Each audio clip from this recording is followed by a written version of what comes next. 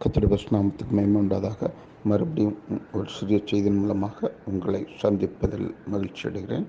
இந்த செய்தியிலே ஆபிரகாமை ஆசீர்வதித்த மெல்கிசேதேக்கை குறித்து நாம் தியானிக்க போகிறோம். அனைவருக்கும் தெரிந்த பகுதி. ஆபிரகாம் 5 ராஜாக்களை முறியடித்து கொண்டு திரும்பி வருகிற வேளையிலே இந்த மெல்கிசேதேக்கு அப்பமும் ரசமும் கொண்டு வந்து கொடுத்தான். ஆபிரகாம் தனக்கிருந்த எல்லாவற்றிலும் தசமாக கொடுத்தான். இந்த மெல்கிசேதேக்கு ஆபிரகாமை ஆசீர்வதிக்கிறார். நன்றாக புரிந்து கொள்ள வேண்டும். இந்த மெல்கிசேதேக்கு ஆபிரகாமை ஆசீர்வதிக்கிறார். சிறியவன் பெரியவனாலே ஆசீர்வதிக்கப்படுகிறான் என்பதை நாம் வேதத்திலிருந்து அறிந்து கொள்ள இருக்கிறோம். இப்படி இருக்கிற ஆபிரகாமிலும் பெரியவராக இருக்கிற இந்த மெல்கிசேதேக்கை குறித்து தான் நாம் இப்பொழுது பரிசுத்த வேதாகமத்தில் இருந்து நாம் தியானிக்க போகிறோம். ஏற்கனவே இதன் பகுதிகளிலே நாம் வாசித்திருக்கிறோம். பவுல் அப்போஸ்தலன் எழுதிய நிருபத்தில் கூட நாம் இதை வாசிக்க முடிகிறது. இந்த மெல்கிசேதேக்கை குறித்து நாம் எந்த அளவுக்கு அறிந்திருக்கிறோம்? வேதத்தை எடுத்து போதிக்கிறோம், வேதாகமத்தை எடுத்து தியானிக்கிறோம். வேதாகமத்தில் இது குறித்த அநேக செய்திகளை கேட்டிருக்கிறோம், அநேக புத்தகங்களை வாசித்திருக்கிறோம். நாம் பெற்றிருக்கிற பரிசுத்த ஆவியானவர் இந்த மெல்கிசேதேக்கை குறித்து நமக்கு என்ன கற்றுக் கொடுத்திருக்கிறார் என்பதை தான் நாம் இதிலே உணர்ந்து கொள்ள வேண்டும். மற்றவர்கள் என்ன கூறுகிறார்கள் என்பது ஒரு பக்கம் இருக்கட்டும். ஒரு தடவை இயேசு கிறிஸ்து பூமியில் இருந்தபோது எலியா முந்தி வர வேண்டும் என்று வேதபாரகர் சொல்லுகிறார்களே என்ற கேள்வி அவருக்கு முன்பாக வைக்கப்பட்டது. நன்றாக புரிந்து கொள்ளுங்கள். ஒரு கேள்வி எவ்விதமாக வைக்கப்படுகிறது? எலியா முந்தி வர வேண்டும் என்று வேதபாரகர் சொல்லுகிறார்களே.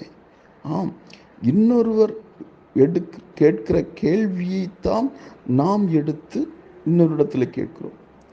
நம்முடைய இருதயத்தில் வேத வாக்கியங்களை தியானிக்கும் போது கேள்விகள் ஏதாகிலும் எழுந்ததுண்டா?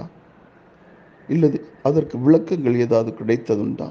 இந்த மாதிரி கோணத்தில் தான் நாம் தேவனோடு இடைபட வேண்டும். யாரோ ஒருவர் பெற்றுக்கொண்ட வெளிப்பாடு, யாரோ ஒருவர் பெற்றுக்கொண்ட விளக்கத்தை அடிப்படையில் சில பேர் சார்ந்திருக்கிறதுனால் அதன் உண்மையான ஒரு அர்த்தத்தை இவங்கள் ஆத்துமாவுக்கு கொடுக்க முடியாமல் போகிறது. இப்பொழுது இந்த மெல்கிசேதேக்கு என்பவர் யார்? அப்பமும் ரசமும் கொண்டு வந்து கொடுக்கிறார். இவர் ஒரு ஆசாரியனாக இருக்கின்றார் என்று நாம் வேதத்திலே உணர்ந்து கொள்ள முடிகிறது. இவர் ஒரு பிரதான ஆசாரியராக இருக்கிறார். இந்த மெல்கிசேதேக்கு ஒரு ஆசாரியத்துவ பணியில் உள்ளவராக இருக்கிறார். ஆசாரியத்துவ பதவியில் உள்ளவராக இருக்கிறார் என்பதை நாம் அறிந்திருக்கிறோம். அப்படியானால் இந்த ஆசாரியர் யார்? ஆபிரகாமுக்கு எதிர்கொண்டு சென்று அவரை ஆசீர்வதிக்கிறார். ஆனால் ஆசாரியத்துவ முறைமை ஆபிரகாமுடைய 3வது தலைமுறையாக ஆபிரகாம், ஈசாக்கு, யாக்கோபு என்ற 3வது தலைமுறையில் இருந்துள்ள 12 கோத்திரத்திலிருந்த ஒரு கோத்திரத்திலிருந்து தான் அங்கே ஆசாரியத்துவ முறைமை வெளியாக்கப்படுகிறது. இதை நாம் அறிந்திருக்கிறோம். மோசே சீனாய் மலையிலே தரிசனத்தை பெற்றதன் படியில் தான் அந்த ஆராதனை ஒழுங்கு முறைமைகளை, ஆராதனை கூடார முறைமைகளை பூமியில் ஏற்படுத்துகிறார். அதன் ஒரு பகுதி தான் ஆசாரியத்துவ முறைமை. சீனாய் மலையில் உனக்கு காண்பிக்கப்பட்ட அந்த இதன்படி செய்ய எச்சரிக்கையாரு. ஏனென்றால் இவர்கள் செய்யும் ஆராதனை முறைமை பரலோகத்திலுள்ள நிழலுக்கும் சாயலுக்கும் ஒத்திருக்கிறது. யார் செய்யும் ஆராதனை முறைமை? மோசேயின் கீழாக இஸ்ரேல் ஜனத்தார் செய்த ஆராதனை முறைமை, மோசேயின் கீழாக அந்த லேவியர்கள் ஆசாரியர்கள் செய்த ஆராதனை முறைமை பரலோகத்தில் உள்ள ஒரு ஆராதனைக்கு ஒப்பாக இருக்கிறது. இங்கே பூமியிலே ஒரு ஆராதனை முறைமை நிகழ்கிறது என்றால் இதே ஆராதனை முறைமை பரலோகத்திலும் நடைபெறுகிற ஒன்று. இந்த பூமியிலே ஆசாரித்த பணி லேவி கோத்திரத்தை சார்ந்தவர்களுக்கு கொடுக்கப்பட்டுள்ளது. ஆனால் பரலோகத்திலே ஆசாரித்த பணியை செய்கிறது யார்? அவரை குறித்து தான் நாம் அறிந்திருக்க வேண்டும். ஆகவே தான் இந்த மெல்கிசேதேக்கு யார் என்று நம்முடைய இருதயங்களிலே அநேக வேளைகளே கேள்வி எழுகிறது. யார் இந்த மெல்கிசேதேக்கு? இந்த மெல்கிசேதேக்கு பரலோகத்திலே உள்ள ஆராதனை கூடாரத்திலே ஆராதனை செய்கிற அந்த ஆசரித்த பணியில் உள்ளவராக இருக்கிறார். அப்படியான தெரியா?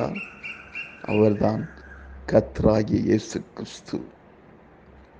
அவர் நம் வேதத்திலே வாசிக்கிறோம், நானே அவர் என்று விசுவாசியாவிட்டால் உங்கள் பாவங்களினாலே சாவீர்கள். முந்தினவரும் நானே, பிந்தினவரும் நானே, ஆதியும் நானே, அந்தமும் நானே.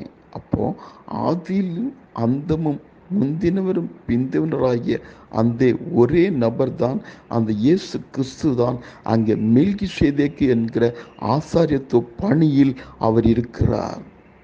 ஆனால் பூமியிலே அவர் தோன்றும் போது யூதா கோத்திரத்திலே தோன்றுகிறார். இந்த மெல்கிசேதேக்கு என்பவர். இது சிறப்பான ஒரு ஆசரித்த பணி. ஆனால் ஏற்கனவே ஆசரித்த பணியானது அந்த லேவி கோத்திரத்தாருக்கு மாத்திரம் கொடுக்கப்பட்டுள்ளது. ஆனால் இந்த ஆசரித்த பணியோ, மெல்கிசேதேக்கு என்கிற ஆசரித்த பணியோ ஒரு விசேஷத்த தன்மையுடையதாக, விசேஷ பணியாக, ஒரு சிறப்பு அந்தஸ்து பெற்ற தன்மையாக, இந்த ஒரு பதவியாக அங்கு ஒரு ஸ்தானமாக அங்கே பார்க்கப்படுகிறது.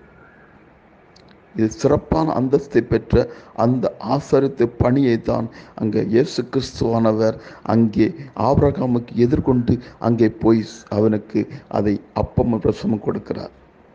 இந்த ஆராதனை முறைமை தான் பரலோகத்திலே அந்த நாட்களிலே நிகழ்ந்து கொண்டிருந்த ஒன்றாக இருந்தது.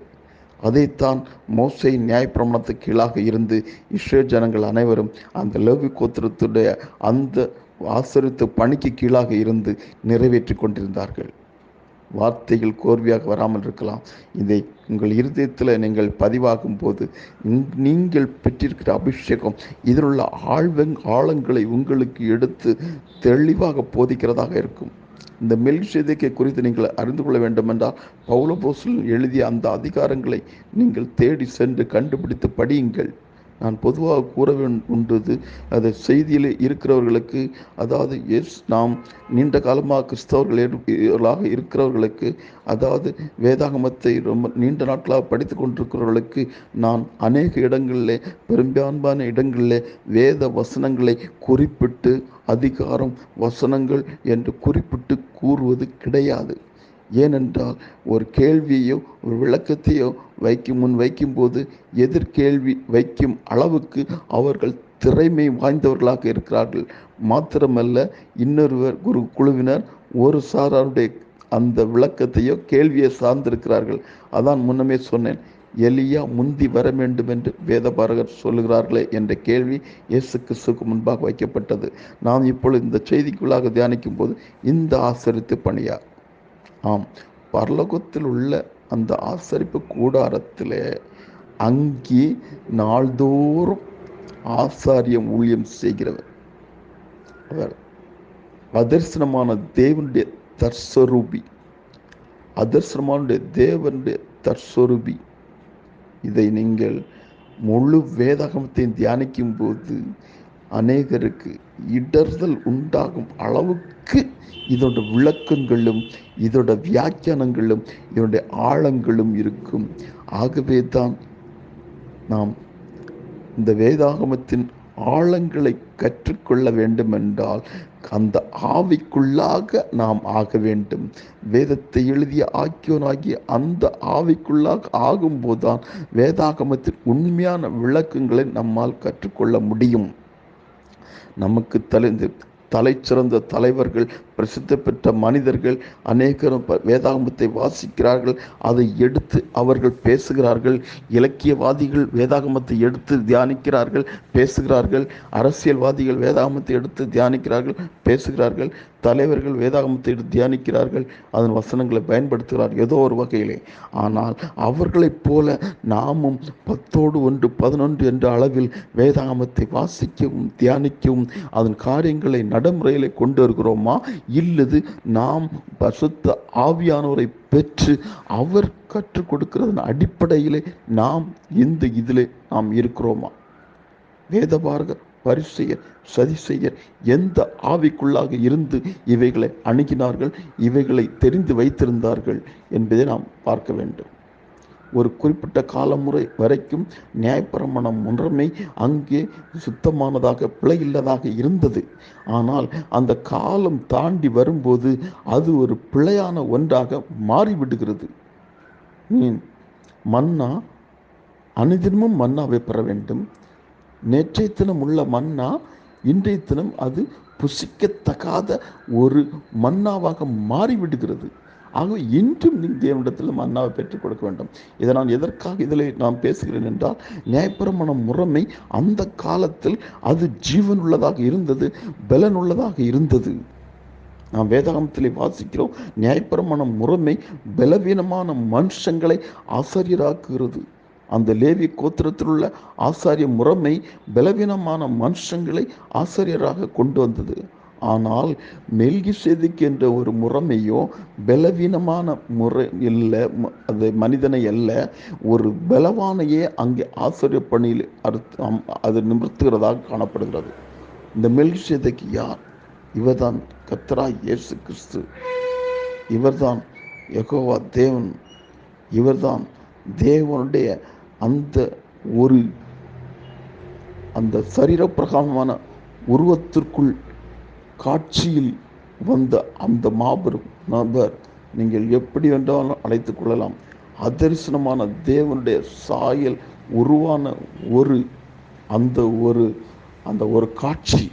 அதர்சனமான தேவனுக்கு என்று ஒரு சாயல் கிடையாது, ஒரு உருவம் கிடையாது, எதுவுமே இல்லாத வேளையிலே அவர் மற்றவர்கள் மத்தியிலே தோற்றமளிக்கும்படியாக, மற்றவர்கள் மத்தியிலே காண்பிக்கும்படியாக அவருக்கென்று ஒரு சரீரம் அங்கே கொடுக்கப்படுகிறது. அந்த சரீரத்தை தான் நாம் மெல்கிசேதேக்கு என்ற தோற்றத்திலே ஆபிரகாமுக்கு எதிர்கொண்டு போது பார்த்தோம்.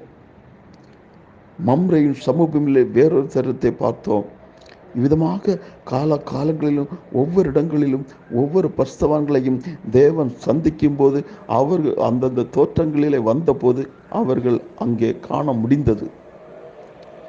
அதே போல ஆபிரகாம் இங்கே மெல்கிசேதேக்கு என்ற தோற்றத்திலே தேவனாகிய கர்த்தராகிய இயேசு கிறிஸ்துவை அங்கே சந்திக்கிறார். ஆகவே தான் இந்த மெல்கிசேதேக்கு அங்கே ஆபிரகாமை ஆசீர்வதிக்க முடிகிறது.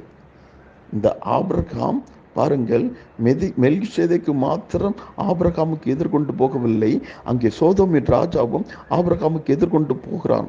எதிர்போங்கி கொண்டு போகும்போது அவனிடத்தில் கூறுகிற வார்த்தைகளை கவனிங்கள். இந்த ஆபிரகாமை ஐஸ்வர்யவான் என்று ஒருவரும் சொல்லாதபடிக்கு சிரட்டையாகிலும் பாதரட்சையின் வாதையாகிலும் நான் எடுத்துக்கொள்ளேன் என்று அந்த சோதோமின் ராஜாவுக்கு முன்பாக அவன் அங்கே பேசுகிற வார்த்தையை நம்மால் கேட்க முடிகிறதா?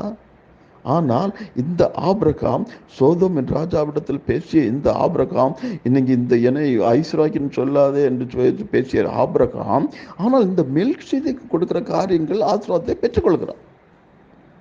இதைத்தான் நாம் அறிந்து கொள்ள வேண்டும்.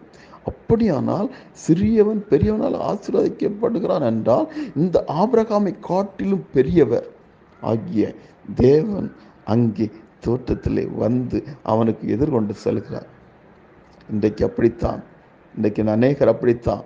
நமக்கு சோதோமை போல யாராவது நமக்கு எதிர்கொண்டு வரும்போது அவர்களை நாம் அந்த இடத்துல ஆபிரகாம் அந்த புறக்கணித்தது போல் புறக்கணிக்காமல், ஆபிரகாம் மெல்கிசேதேக்கை எப்படி ஏற்றுக்கொண்டானோ அதே போல மெல்கிசேதேக்கின் ஆசீர்வாதத்தை எப்படி ஏற்றுக்கொண்டாமோ அதே போல இன்று நம்மில் பெரும்பான்மையோர் சோதோமின் ராஜாக்கள் போல உள்ளவர்கள் கொண்டுடுகிற ஆசீர்வாதங்களை ஏற்றுக்கொண்டு நாம் எந்த நிலைமையிலே மாறிவிடுகிறோம் தெரிகிறதா? அன்று அந்த தீர்க்கதரிசி அந்த ஒரு காணிக்கையை வேண்டாம் என்று சொன்னபோது அந்த தீர்க்கதரிசியின் வேலையாளாகி இருந்தவன் எதிர்கொண்டு போய் சென்று அவன் வழியிலே சந்தித்து அந்த காணிக்கையை வாங்குகிறான். கடைசியிலே அந்த குஷ்டரோகம் இந்த தீர்க்கதரிசியின் வேலையாளை வந்து ஆட்கொண்டதை உணர முடிகிறதா? ஆம், இன்றைக்கு நீங்களும் நானும் நமக்கு எதிர்கொண்டு வருகிற சோதோமின் ராஜாவிடத்திலிருந்து ஆசீர்வாதத்தை பெறுகிறோமா, இல்லது மெல்கிசேதேக்கிலிருந்து ஆசீர்வாதத்தை பெறுகிறோமா? இதைத்தான் நாம் புரிந்து கொள்ள வேண்டும்.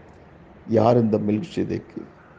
நாம் ஆசீர்வாதத்தை பெறுகிறோம் என்று நினைத்து, மெல்கிசேதேக்கிடமிருந்து ஆசீர்வாதத்தை பெறுகிறோம் என்று நினைத்து சோதோமின் ராஜாவிடத்திலிருந்து நாம் ஆசீர்வாதத்தை பெறுகிறவர்களாக காணப்படக்கூடாது. இதைத்தான் நாம் தியானிக்க வேண்டும். நாம் நினைத்து கொண்டிருக்கிறோம் நமக்கு ஆசீர்வாதத்தை அருளுகிறவர், வெளிப்பாட்டை அருளுகிறவர் இந்த மெல்கிசேதேக்கு நினைத்து கொண்டிருக்கிறோம். ஆனால் சோதோமின் ராஜாவை போன்றவர்கள் தான் நமக்கு இந்த ஆசீர்வாதத்தையும் இந்த காரியங்களையும் நமக்கு விளம்பி கொண்டிருக்கிறார் என்பதை நாம் அறியாதவர்களாக இருக்கிறோம். நாம் அறியாத தேவனுக்கு ஆராதனை செய்கிறவர்கள், அறியப்படாத தேவனுக்கு ஆராதனை செய்து அந்த கூட்டத்தை நாம் பவுலப்போஸ் சந்தித்த நீங்கள் காண முடிகிறது. பவுலப்போஸ் ஊழியம் செய்த அந்த களங்களில், ஊழிய களங்களிலே அறியப்படாத தேவனுக்கு என்று ஒரு ஆராதனை முறைமை ஏற்படுத்தப்பட்டுள்ள ஒரு ஸ்தலத்தை காண முடிகிறது. அறியப்படாத தேவனுக்கு என்று ஒரு ஆராதனை முறைமை. அதே போல இன்றைக்கு நாம் அறியாமலேயே மெல்கிசேதேக்கு நம்மை ஆசீர்வதிக்கிறார் என்று நினைத்து கொண்டு அந்த சோதோம் என் ராஜாவை போன்றவரிடத்தில் நாம் ஆசீர்வாதத்தை பெறுகிறவர்களாக காணப்படுவோம். அந்த பிரதரோ அருமையாக ஊழியம் செய்கிறார், அந்த ஊழியக்காரரோ அருமையாக ஊழியம் செய்கிறார், அவரை நம்ம ஐக்கியத்தில் சேர்த்துக்கொள்ள வேண்டும், அவருக்கு தேவையான உதவிகளை கொடுக்க வேண்டும் என்று ஒருவர் சொல்லி கொண்டிருப்பார். நாம் உடனே அந்த பேச்சிலே மயங்கினவர்களாக்கி, ஆம் தேவன் நம்மை ஆசீர்வதிக்கிறார் என்று சொல்லிக்கொண்டு அவர்கள் கொடுக்கிற ஆசீர்வாதத்தை நாம் பெறுகிறவர்களாக காணப்படுகிறோம். நிச்சயமாக ஆம் அருமையானவர்களே, இது எத்தனை பேர் புரிந்து கொண்டீங்கன்னு தெரியாது. ஆனால் நாம் பெறுகிறதோ சோதோமின் ராஜாவை போன்றவற்றிலிருந்து இந்த ஆசீர்வாதம் பெறுகிறோம். ஆனால் நாம் பெற வேண்டிய ஆசீர்வாதம் மெல்கிசேதேக்கிலிருந்து பெற வேண்டும். இந்த செய்தியிலே யார் இந்த மெல்கிசேதேக்கு என்று தலைப்பு காணப்பட்டாலும், யார் இந்த ஆசாரியத்துவ முறைமையில் இருக்கிற என்று காணப்பட்டாலும், இதை நீங்கள் விதமாக நீங்கள் அணுகும்போது எந்த விதமான காரியங்களை கற்றுக்கொள்ள முடிகிறது பாருங்கள். பரலோகத்தில் செய்கிற ஆராதனை முறைமை, அதில் ஒரு விஷயத்தை நீங்கள் கவனிக்கணும்.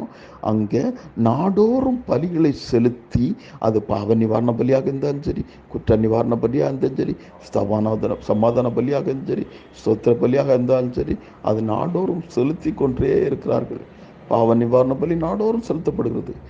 ஆனால் இது ஒரு பூர்ணத்துவத்தை கடந்து வர முடியாது, எட்ட முடியாத காரணத்தால், பூர்ணத்துவத்தை கடந்து வர முடியாத காரணத்தால் இந்த ஆராதனை முறைமையை அந்த மாற்றும்படியாக தேவனாய கர்த்தர் தாமே கன்னி மரியாளின் வயிற்றில் உருவாக்கி அங்கே அவர் என்ன செய்கிறார்?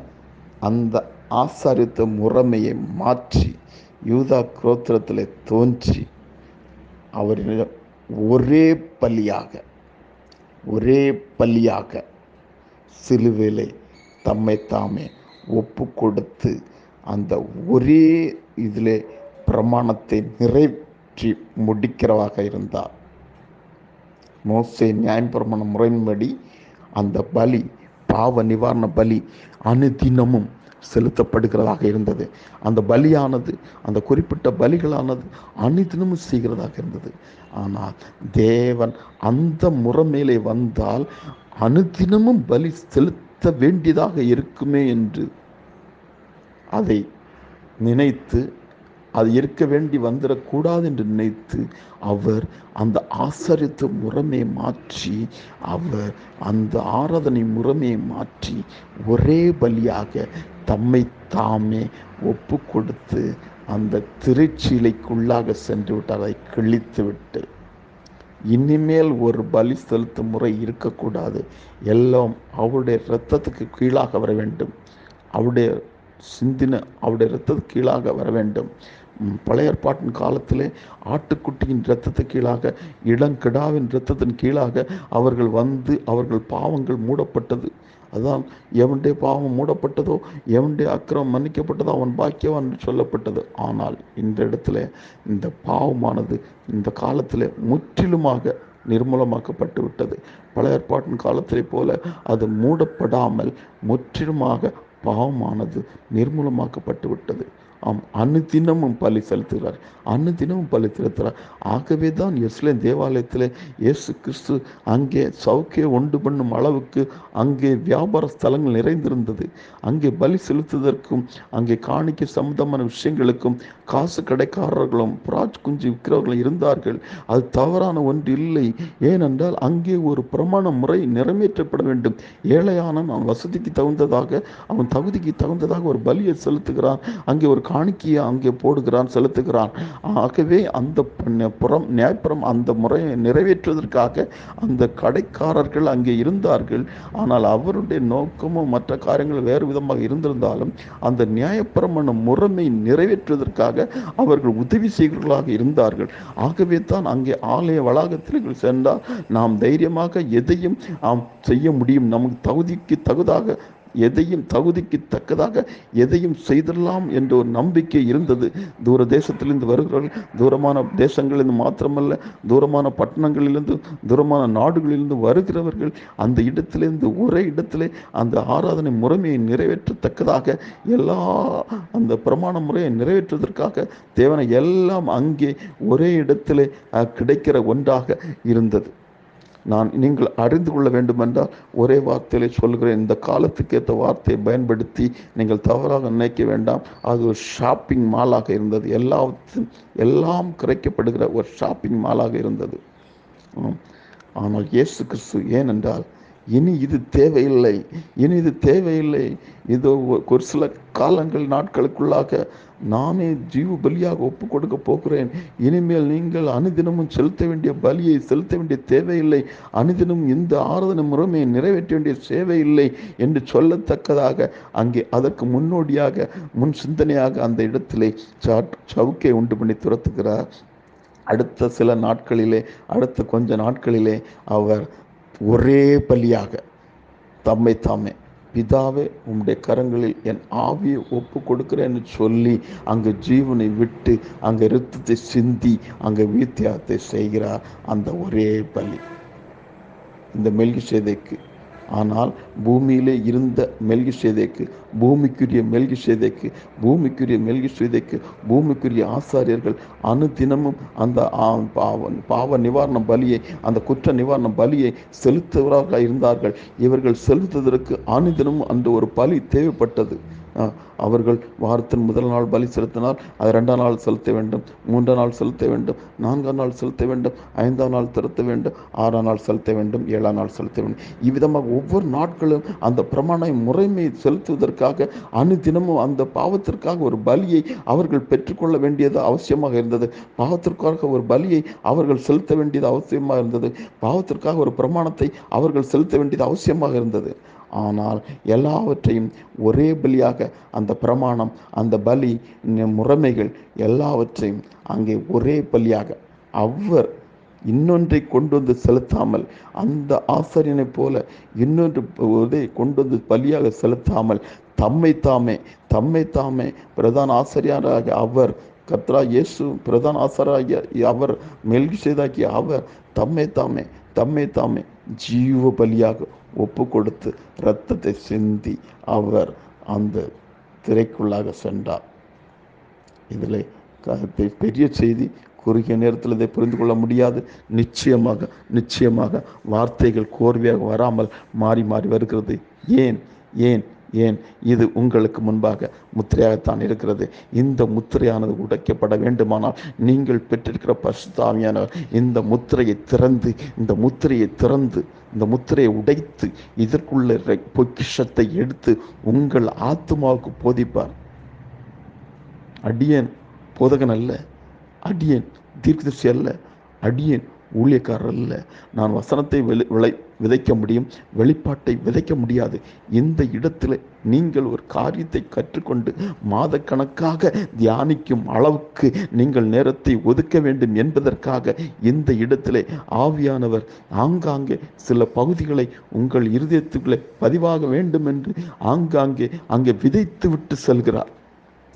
நீங்கள் பெற்றிருக்கிற அந்த அபிஷேகம், நீங்கள் பெற்றிருக்கிற அந்த ஆவி உங்கள் ஆத்மாவுக்கு போதிக்கும் போதுதான் அந்த ஆத்மா ஒரு புதிதான ஒரு பலனை பெற்றுக்கொள்ளுகிறதாக இருக்கிறது. தலைச்சிறந்த பேச்சாளர்கள் மத்தியில் இந்த பகுதியை எடுத்து கொடுத்தால் சில நிமிடங்கள் அல்லது கொஞ்ச நேரத்தில் அல்லது குறிப்பிட்ட நேரத்திற்கு அப்புறம் இதை அவர்கள் பயங்கரமாக எடுத்து உங்கள் மத்தியிலே தன் பேச்சு திரையை காட்டி இதை பேசும் அளவுக்கு திறமை படைத்தவர்களாக தங்களை வெளிப்படுத்துவார்கள். ஆனால் அவர்கள் எந்த ஆவியை பெற்றிருப்பார்கள்? அது முக்கியம். ஆனால் இன்னொன்று நாம் தெரிந்து கொள்ள வேண்டும், நல்லோர் மேலும் தீயோர் மேலும் ஆவியின் அபிஷேகம் ஊற்றப்படுகிறது என்பதை தெரிந்து கொள்ள வேண்டும். ஆகவே இந்த மெல்கிசேதேக்கு யார்? அவர் சிறப்பு அந்தஸ்தை பெற்ற ஒரு ஆசாரியத்துவ பணியை செய்கிற அந்த கர்த்தராகிய தேவன் தாமே இந்த மெல்கிசேதேக்கு. ஆனால் அந்த ஆசாரி, இவர் ஒரு ஆசாரியரே, இவர் ஒரு பிரதான ஆசாரியரே. ஆனால் லேவி கோத்திரத்தில் வந்த ஆசாரியர் போரல்ல. மறுபடியும் சொல்கிறேன், லேவி கோத்திரத்தில் வந்த ஆசாரித்துவம் அல்ல, அதே ஆசாரியத்தை பணியை செய்கிறவரும் அல்ல.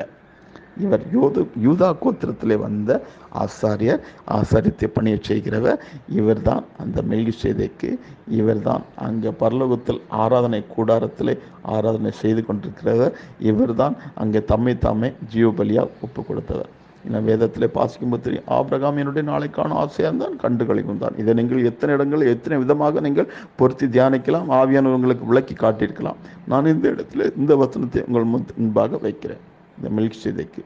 ஆனால் அந்த பூமியிலே அவர் வரும்போது கடைசியாக அந்த ஜீவபலியாக ஒப்பு கொடுப்பதற்காக அந்த பழைய ஏற்பாட்டு ஆசாரியர்கள் ஒரு பலியை கொண்டு சென்று பலி செலுத்தினார்கள் அந்த மகா பரிசுத்தலத்துக்குள்ளாலே. ஆனால் இந்த மெல்கிசேதேக்கு என்ற அந்த இடத்துல ஆசாரித்த முறையில் இருந்த இந்த ஆசாரிய கர்த்தராகிய இயேசு கிறிஸ்துவோ பலியை கொண்டு சொல்லாமல் தாமே பலியாகி அந்த மகா பரிசுத்தலத்துக்குள் பிரவேசித்தார். ஒரு பலியை கொண்டு செல்லாமல் தாமே பலியாக தாமே ஒப்பு கொடுத்து அந்த மகா பரிசுத்தலத்துக்கு பிரவேசித்தார். இதுதான் நிதர்சனமான உண்மை. இதை நீங்கள் செய்தியை மறுபடியும் போட்டு கேளுங்கள். தேவையில்லாத எடுத்து அகற்றி விடுங்கள். நீங்கள் கடைக்கு சென்று விலை உயர்ந்த மீனை வாங்குகிறீர்கள், அப்படியே சமைத்து சாப்பிடுவது கிடையாது. அதை துண்டு துண்டாக வெட்டி அதை சுத்தம் பண்ணி அதில் எதை நாம் எடுத்து அதை நம்ம தவிர்க்க வேண்டுமோ அதை தவிர்த்து விட்டு எதை எடுத்து நாம் உபயோகத்தில் கொண்டு வேண்டுமோ அதை உபயோகப்படுத்தி அதை பக்குவப்படுத்தி அதை நாம் உணவாக உட்கொள்கிறோம். அவன் தவிர்க்க வேண்டியதை தவிர்த்து விட்டு சாப்பிட வேண்டியதை உட்கொள்கிறோம். அதே போல் இந்த செய்தியிலே நீங்கள் எத்தனை வார்த்தைகள் எத்தனை நிமிடங்கள் அங்கே தியானிக்க ஒதுக்கப்பட்டதோ அதில் நீங்கள் உதாரணமாக ஒரு 25 நிமிடங்கள் பேசப்பட்டதென்றால் உங்களுக்கு தேவையானது 5 நிமிடங்கள் மாத்திரமே இருக்கும். 24 நிமிட செய்தியாக இது இருந்ததென்றால் இது உங்களுக்கு தேவையான வார்த்தை 5 நிமிடங்கள் மாத்திரம் ஆங்காங்கே விதைக்கப்பட்டிருக்கும். அந்த 5 நிமிடங்களை மாத்திரம் பொறுக்கி எடுத்து இணைத்து உங்கள் ஆத்மாவை உங்கள் ஆவியான தியானித்து கொடுக்கணும். கிராமத்தில் உள்ளவங்களுக்கு தெரியும், தாய்க்கோழி அந்த உரக்குண்டில் போய் அந்த குப்பை கூளங்களில் போய் 2 காலால் லெஃப்ட் ரைட்டு அதை கிளறும் போது குஞ்சு கோழிகள் எல்லாம் அதில் சென்று அங்கொன்று இங்கொன்றுமா கொத்தி கொண்டு தன்னுடைய இரையை சாப்பிடுகிறதாக இருக்கிறது.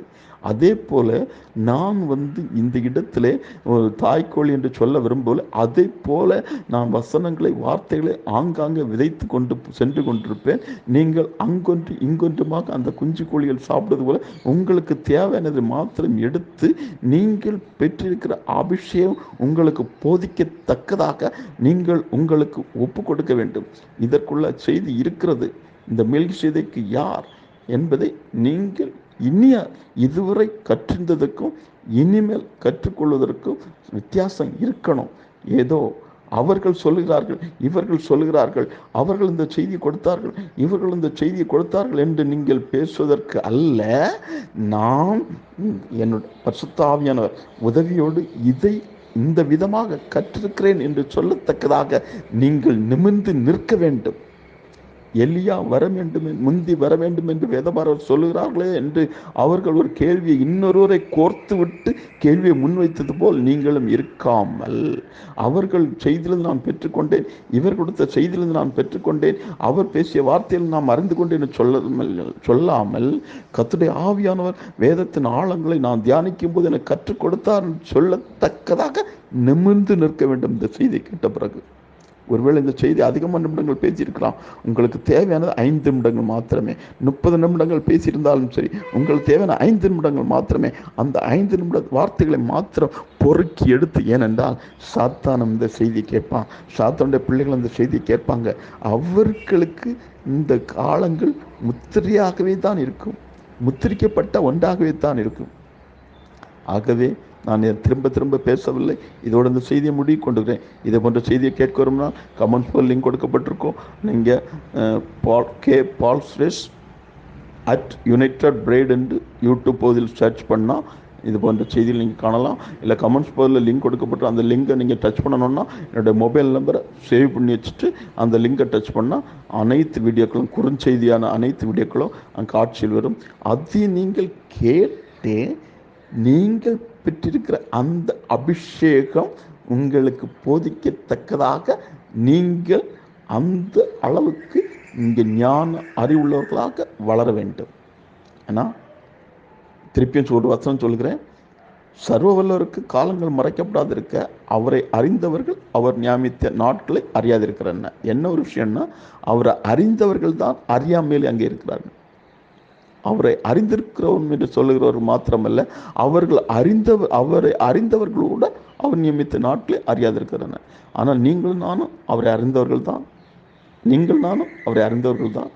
ஆனால் இந்த இடத்துல என்ன அறிந்திருக்கிறோம், இந்த வார்த்தையின் ரகசியத்தை குறித்து என்ன அறிந்திருக்கோம் என்பதை தான் பார்க்க வேண்டும். இதோட இந்த செய்தியை முடிவு கூறுகிறேன். இதை நீங்கள் சப்ஸ்கிரைப் பண்ண வேண்டாம், பெல் சிம்பிளையும் கிளிக் பண்ண வேண்டாம்.